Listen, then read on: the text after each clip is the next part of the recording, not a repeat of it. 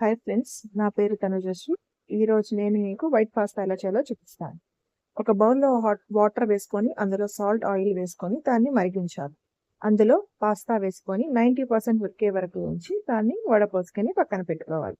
ఒక ప్యాన్లో బటర్ వేసి అందులో చాప్డ్ గార్లిక్ వేసుకోవాలి. తరువాత ఆనియన్, క్యాప్సికమ్ వేసుకొని మీకు కావాలంటే కార్న్స్ కూడా వేసుకోవచ్చు, వెజ్జీస్ వేసుకోవచ్చు, ఏవైనా బాగా టోస్ట్ చేసుకొని అందులో టోస్ట్ చేసుకొని ఆ తర్వాత దాంట్లో కొంచెం మైదా వేసుకొని దాన్ని ఉండలు లేకుండా నీట్గా కలిపెట్టుకోవాలి. ఆ తర్వాత అందులో పాలు పోసుకోవాలి. ఒక గ్లాస్ పాలు పోసుకొని ఆ తర్వాత అందులో చిల్లీ ఫ్లేక్స్, ఒరిగానో వేసి కలపెట్టుకోవాలి. ఆ తర్వాత కొంచెం సాల్ట్ కూడా యాడ్ చేసుకోవాలి.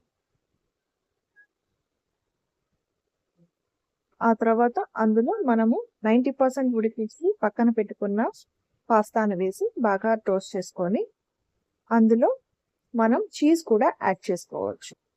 చీజ్ ఉంటే ఆప్షనల్, ఉంటే వేసుకోవచ్చు, లేదంటే లేదు. ఆ తర్వాత దాన్ని వేడిగా ప్లేట్లో వేసుకొని సర్వ్ చేసుకుంటూ Emmy white pasta ready. Try చేసి కామెంట్ బాక్స్లో ఎలా ఉందో చెప్పండి.